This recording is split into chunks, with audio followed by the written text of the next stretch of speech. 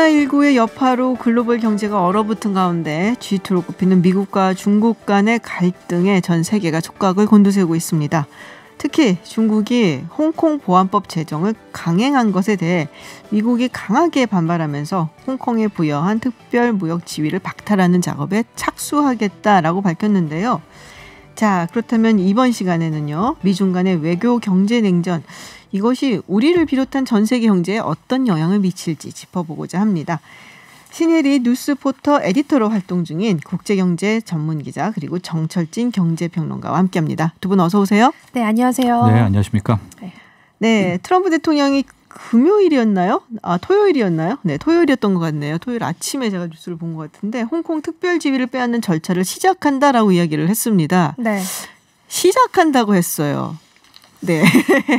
사실은 그게 맹점이 아닌가 싶은데 네, 당장이 아니라 시작한다, 절차를. 네. 이제부터 오더를 내겠다. 조치를 네네. 시작하고 각 네. 부처에게 이제 오더를 하겠다라고 해서요. 구체적인 방안은 아직 나오진 않았습니다. 그렇죠. 근데 특별 지위를 박탈하겠다는 거는 일단 경고성 발언으로 좀 볼 수가 네네. 있겠죠. 그동안 이제 홍콩 보안법이 통과되느냐 마느냐에 갔다면 이제는 통과됐기 때문에 이제 홍콩에 어떤 제재를 가할 것인가. 네. 그동안 관세나 비자의 혜택을 줬던 것들 모두 다 다시 빼앗겠다라는 의미인데요. 이게 구체적으로 어떤 시안이나 방법들은 나온 게 없어서 실제로 이 기자회견 끝나자마자 미국 증시가 바로 반등했고요. 오늘 아시아 증시도 굉장히 좋았습니다. 아, 그렇죠. 그러니까 뭐 자기 못하게 하는 트위터에는 행정명령 바로 그냥 사인해버리더니 이거는 그냥 얘기만 했거든요. 네. 그래서 뭐 약간 별거 없네. 약간 이런 분위기랄까? 증시를 보면 좀 그랬어요. 그렇습니다. 아마 홍콩이라는 곳이 좀 네. 상징적이어서 그런 것 같아요. 그렇죠.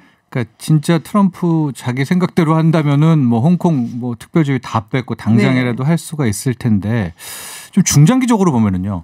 중국으로 잡아오는 들어가야 되잖아요. 네. 우리 뭐 아마 청취자분들도 좀 굳이 음모론이 아니더라도 뭐 양털 깎기 이제 이 정도는 좀 아실 거예요. 뭐 이런 신흥국이나 이런 데 돈이 들어가서 버블을 만들고 버블을 깨면서 뭐 실제적으로 경제를 붕괴시킨 다음에 이제 싸게 줍줍을 한다 이런 패턴인데 중국도 소위 말해 좀 작업을 하려면 돈이 들어가야 되잖아요. 그렇죠.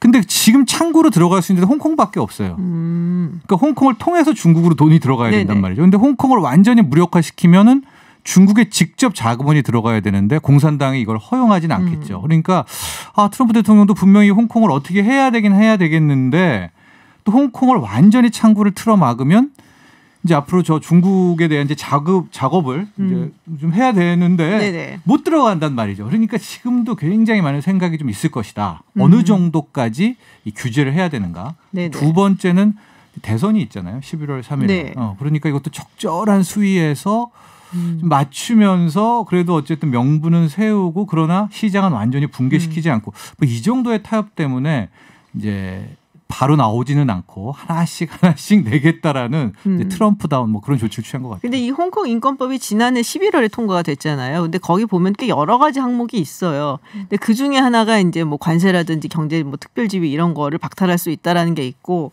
그리고 관세라든지 그거 말고도 뭐 비자 같은 얘기 그 부분도 있고, 네. 그리고 뭐 이 홍콩과 관련된 홍콩에 대해서 뭐 인권 탄압을 한다든지 이것과 관련된 관료라든지 기관에 대해서 자산을 동결한다 뭐 이런 얘기도 있고, 그 북한하고 이란하고 거래를 하게 되면 그것도 이제 세컨더리 보이콧에 들어가겠다라는 얘기들도 있거든요. 그러니까 사실 가장 편한 거는 이 두 번째, 그러니까 뒤에서 두 번째 있잖아요. 자산 동결하는 거랑 북한하고 이란하고 거래를 했을 때 세컨더리 보이콧으로 동결한다는 부분, 제재한다. 그런 것부터 가기가 편하지 않을까라는 생각이 좀 들기도 하거든요. 홍콩의 미국 기업이 거의 1,300개가 넘는 그렇죠. 기업이 아시아 본사로 지금 홍콩에 두고 있잖아요. 그리고 지금 2018년 기준으로 보면 미국의 홍콩 직접 투자 금액만 해도 102조 원이에요. 굉장히 큰 금액인데 사실 이게 홍콩을 묶다 보면 미국 경제에 오히려 타격이 갈 것이다라는 얘기가 있는데 네네. 지금 방금 미국 선물 시장 제가 봤더니 다 하락세예요. 아 그래요? 네, 오늘 아시아 증시는 일제히 올랐는데 지금 바로 미국은 하락세거든요. 네네. 물론 시위나 여러 가지 뭐 악재들이 쏟아진 것도 있지만 지금 바로 미국에서 어떤 소식이 나오고 있냐면 중국이 미국의 대두나 이제 여러 가지 농산물 수입하려고 했던 거를 바로 철회를 했다고 합니다. 돈 없어서 안 하는 거 아니에요? 혹시 살 돈이 없어서? 중국이요? 네. 아니 이게 어떤 보복 조치로 볼 수 있거든요. 그럼 그러면서 지금 일제히 선물이 다 하락하고 있어서 지금 미국 내에서도 이 트럼프가 홍콩의 이런 특별지를 박탈하는 게 결국 자국의 이 경제에 오히려 악재가 될 것이다. 뭐 이런 분석들이 나오곤 있습니다. 그렇군요. 미국은 그러면 뭐 할 거 없을까요? 그래서 아까 전에 이제 김준 박사도 방금 얘기했지만은 저는 많이 좀 제가 염두에 두고 있는 카드는 세컨더리 보이콧. 세컨더리 보이콧. 편하고 짧게 끝낼 수도 있고. 그래서 좀 저 우려가 돼요. 왜냐하면 세컨더리 보이콧을 하면 우리의 환율도 좀 문제가 되고 있는데 이제 쉽게 말해서 지금 위안화, 그러니까 달러 위안 환율을 보면 역대 거의 최저치입니다. 그러니까 위안화가 약세인 거죠. 네네. 오늘을 보니까 7.12 위안 정도일 것 같은데 제가 봤을 때는 7.25, 뭐 7.26 위안 넘게 되면은 굉장히 위안화 약세고 네. 그렇게 되면 뭐 중국 내에 있는 이제 외국계 자금 이탈을 하게 되겠죠. 그러니까 그 정도로 위안화를 약세를 빠르게 만들 수 있는 것은 세컨더리 보이콧을 치게 되는 뭐 북한이라든가 이란과의 그 거래를 빌미로 해가지고 그러면은 상대 완전히 타격도 빨리 줄 수가 있겠고 뭐 이럴 수가 있을 것 같은데 과연 이 카드를 트럼프가 쓸 것인가? 근데 지금 생각해 보면은 다른 것들은 너무 지지부진해요. 뭐 관세를 다시 어느 세월에 어느 세월에기 때문에 하여튼 약간 뭐 투자 쪽으로 말하면 요즘에 좀 많이 제가 이제 문의를 받는 게 인버스라는 상품이 있어요. 그러니까 주가가 떨어지면은 수익을 올리는. 근데 진짜 불과 5월, 뭐 4월까지만 해도 주식시장 다시 뭐 1,500 간다, 1,600 간다 막 그러면서 개인들이 그 인버스 ETF 상장지수 펀드에 굉장히 많이 몰려 있거든요. 그런데 지금 손실이 엄청 크죠. 그러겠네요. 이미 손절친 분들 계시고 마이너스 20% 있는데 언제 주가 떨어져요? 언제 주가 떨어져요? 실은 현 상황에서 조정이 될 수 있는 가장 큰 악재는 역시 그 트럼프가 예, 홍콩에 대한 그 규제인데 그게 뭐 홍콩 지위 박탈 관세 이 정도는 아닌 것 같고 방금 얘기하신 그 세컨더리 보이콧을 가지고 한번 괴롭히는 그런 정도여야 비교적 큰 조정이. 근데 그 얘기가 들어왔더라고요. 벌써 그 멍원저우 있잖아요. 화웨이의 CFO 캐나다에서 이제 있었는데 지금 이제 미국으로 송환을 한다. 그러니까 본격적으로 뭐 아무래도 재판에 들어가지 않을까라는 생각이 들고 봐주지 않겠다라는. 사실 그 경우도 이란하고 거래를 했다고 해서 걸린 경우였거든요. 그래서 그게 어떻게 보면 좀 쉽게 쓸 수 있는 카드가 아닐까라는 생각이 들기는 하는데 자 지금 이제 홍콩이 그러면은 이제 뭐 많은 분들 또 제 나이 또래 되시는 분들은 이제 영웅본색 생각하시고 따거 생각하시고 뭐 여러 가지 로망이 좀 있으실 거예요. 그렇지만 이 홍콩 하면 사실 세계 금융시장에서 독보적인 위치잖아요. 뭐 한 4번째쯤 되나요? 홍콩이? 4번째, 5번째쯤 되나요? 수출 기준으로 보면 우리나라 수출 순위 중에 홍콩이 4위입니다. 그러니까 1위가 중국이고요. 2위가 미국, 3위가 베트남, 4위가 홍콩인데 홍콩에 인구도 없는데 어떻게 4위냐. 근데 아까 전에 우리 평론가님께서 말씀하셨듯이 우회로로 우리가 중국 수출할 때 홍콩을 거쳐서 가거든요. 그러니까 국제 허브이기 때문에 물류 이동에 굉장히 자유롭고 또 뭐 관세나 이런 거에 인센티브가 분명히 있기 때문에 우회로 작용을 하는데 그래서 지금 사실 이번에 홍콩 보합법 통과되면서 이런 특별 지위가 박탈되면 결국에는 물류 허브 그다음에 이런 무역 허브로서 금융 허브로서의 어떤 위상이 약화될 거다. 이런 전망이 나오는 것도 그것 때문입니다. 전반적으로 보면 그 홍콩 시장이 굉장히 아시아한테는 굉장히 중요한 시장이죠. 근데 이제 이런 어떤 트럼프 때리기가 홍콩한테는 별 영향이 없다라는 게 홍콩이 이제 제조업이나 이런 것들은 없잖아요. 그렇죠. 서비스업이기 때문에 사실은 이 미국이 오히려 타격이 클 거다. 그러니까 홍콩은 그닥 이렇게 큰 무역의 관점에서는 큰 타격이 없다라는 게 좀 우세적입니다. 최근 들어서 좀 위상이 낮아졌다는 얘기도 있긴 하거든요. 그렇죠. 중국이 작업을 하는 거죠. 처음 이제 반환되고 이랬을 때만 해도 전체 중국 대비 홍콩의 GDP가 한 25%. 뭐 그런데 지금은 한 5%도 그래요? 안 되게 이제 확 이제 쪼그라들었고 결과적으로 중국 입장에서 홍콩은 이제 달러 조달 창구 정도일 것 같으니까.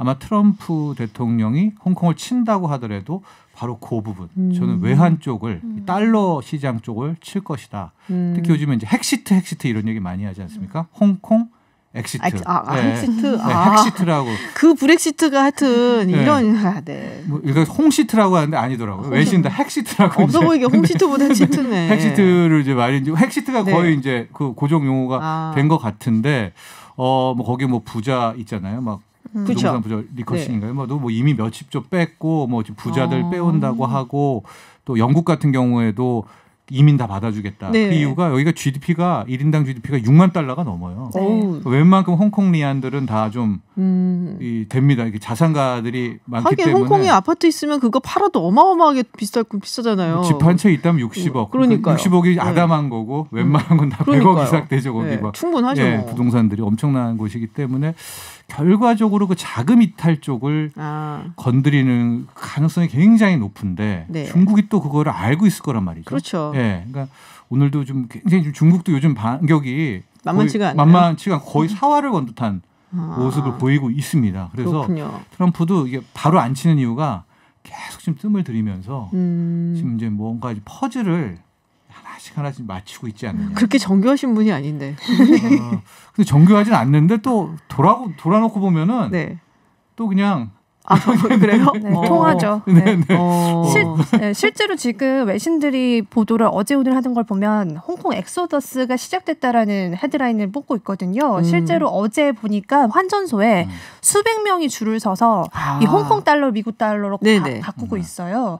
그리고 주택 급매물이 쏟아지고 있답니다. 이틀 내에. 그래서 지금 뭐 거의 이민 급증 해가지고 이민 문의가 뭐 100배 증가했다. 이런 게 지금 중국 매체에서도 나오고 있고 외신에서도 계속 나오고 있거든요. 그러니까 캐나다나 뭐 호주, 영국 이 인구가 필요하고 자본이 필요한 데서 지금 거의 웰컴을 하고 있어요. 그렇겠네요. 그래서 지금 이민 정책을 좀 더 완화해서 캐나다나 뭐 다른 나라 오히려 미국도 지금 월스트리트 저널은 어제 사설에서 홍콩인들에 대한 이민 규제 특별하게 풀어줘야 된다. 뭐 이런 얘기까지 나오고 있습니다. 그렇군요. 예전에 처음에 이제 홍콩 반환되고 막 요즘에 캐나다로 이민 가겠다는 사람들이 굉장히 많았었어요. 실제 많이도 가지 않았어요. 실제로 갔다가 다시 왔었어요. 별일 없네 하고 홍콩에. 캐나다 밴쿠버에서 제가 살았었는데 거기 홍쿠버. 저는 거기서 학교를 나오거든요. 근데 실제로 밴쿠버가 아니라 홍쿠버라고 했어요. 거의 뭐 홍콩 사람들이 잡고 있거든요. 맞아요. 그래서 거기 뭐 고가 아파트는 거의 다 홍콩인들이 점령을 할 정도였는데 지금 그래서 캐나다에서는 다시 홍콩 사람들 좀 데리고 오자 이런 목소리가 좀 나오고 있습니다. 근데 장국영도 그때 홍콩 밴쿠버에다가 집 샀다 그러고 막 그랬었거든요. 맞아요. 그래서 다들 이제 밴쿠버 간다. 뭐 살기가 워낙 좋으니까 밴쿠버가 그래서 지금 많이 뭐 가고 있다. 캐나다가 사실은 인구가 별로 없어서 그러니까 이민을 상당히 적극적으로 추진을 하는 국가이기도 해요. 땅은 넓은데 인구는 없고. 그래서 좀 약간 이렇게 돈 많은 사람들이 돈 싸들고 오겠다 그러면은 웰컴이죠, 사실. 캐나다 제가 입장에서. 은행에서 잠깐 일했을 때도 미국 트럼프 정권 이후에 미국 이민자들 급증했어요. 은행에 미국인들의 전화가 정말 빗발치는 거예요. 이 나라에서 못 살겠다면서 캐나다로 이민 오겠다 해서 캐나다에서는 굉장히 이민을 이번엔 정부가 좀 완화를 했거든요. 그래서 이 홍콩 엑소더스가 결국에는 이 해외 선진국으로 좀 이어질 수도 있겠다. 그래서 트럼프 어떤 이런 것들을 이미 빅피처로 노린 게 아니냐. 그런 건가요? 다 계획이 있었다. 뭐 이런 얘기까지. 지나고 보면 역시. 왜냐하면 약달러 하다가 한 몇 달 전부터 느닷없이 이제 트럼프 대통령이 이제는 강달러가 필요한 시점이다. 석 달 전에 석 달 전에 혹시 이거를 또 예측하고 있는 것이 아니냐. 위안화를 박살내기 위한 뭐. 이게 좀 지나고 보면은 트럼프가 약간 좀 이게 다 뭐야. 알고 봤더니 신의 손이었어요. 지금 또 뭐 시위가 난리잖아요. 인종차별 이슈 때문에요. 근데 이게 오히려 지금 트럼프의 지지율을 올라가게 하고 있다는 또 분석도 나오고 있어요. 그럴 수도 있죠. 백인들의 결집을 굉장히 강화시키고 있다라고 하는데 참 힘든 상황입니다.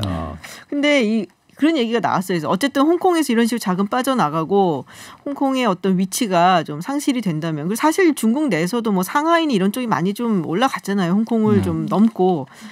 그러면 이제 대체할 수 있을 만한 어떤 곳이 필요하지 않겠냐. 그래서 싱가포르 얘기를 되게 많이 들었어요. 저는. 싱가포르 그리고 또 다른 거 어디 있을까요? 글쎄요. 근데 저는 뭐 홍콩을 대체하기에는 안 돼요? 네. 싱가포르가 홍콩은 또 기본적으로 다르고 결과적으로 저는 홍콩은 지금 중국으로 가는 창구라는 그 역할이 굉장히 큰데. 근데 싱가포르는 그게 안 되는 거예요. 네. 싱가포르가 중국과의 관계를 좀 봤을 때는. 그러니까 제가 계속 앞서도 말씀드렸지만 홍콩을 어떻게 하고 싶어도 그 뭐 창구 하나는 둬야지 되지 않겠습니까? 그러니까 아마 강하게는 홍콩을 터치하지는 못하겠고 짧고 굵게 할 수 있는 그런 방법이 뭘까? 그런 거에 대한 고민이 계속돼서 그날 저도 기자회견을 계속 봤던 게 이제 전 시장을 같이 보니까 그날 뭐 S&P가 미국이 꺾였으면은 한번 진짜 하방으로 쭉 밀릴 것 같은데 그걸 또 트럼프가 예측하고 있는지 그냥 또 숨어버리더라고요. 근데 숨하고 차근차근 몇 주에 걸쳐서 발표하겠다 뭐 이래버리니까 시장은 그대로 또 날러가는 그런 것 같아요. 함부로 하기는 굉장히 어렵다. 네, 그렇지만 뭔가는 있을 것 같아요. 근데 놔두기도 뭐한 게 홍콩을 그대로 놔둬서 이런 식으로 중국이 원하는 대로 흘러가게 되면은 다음 타겟은 대만이 될 수가 있거든요. 네. 거기까지 가게 놔둘 수는 없거든요. 미국 입장에서는 어떻게든 조치는 필요한데 이걸 어떻게 그러면은 잘 할 것인가 굉장히 고민을 많이 할 것 같기는 해요. 근데 홍콩에서 지금 실업률이 2배 정도 급등해서요. 또 인구도 16년 만에 거의 최저치거든요. 그리고 또 싱가포르의 그 외화 예금이요. 지난 9개월간 3배 정도 늘었어요. 그 나라는 왜 그렇게 잘 살아요? 그래서 지금 싱가포르가 이제 유력하게 뭐 대안이 되고 있다는데 지금 일본도 좀 얘기가 되고 있어요. 일본이요? 네.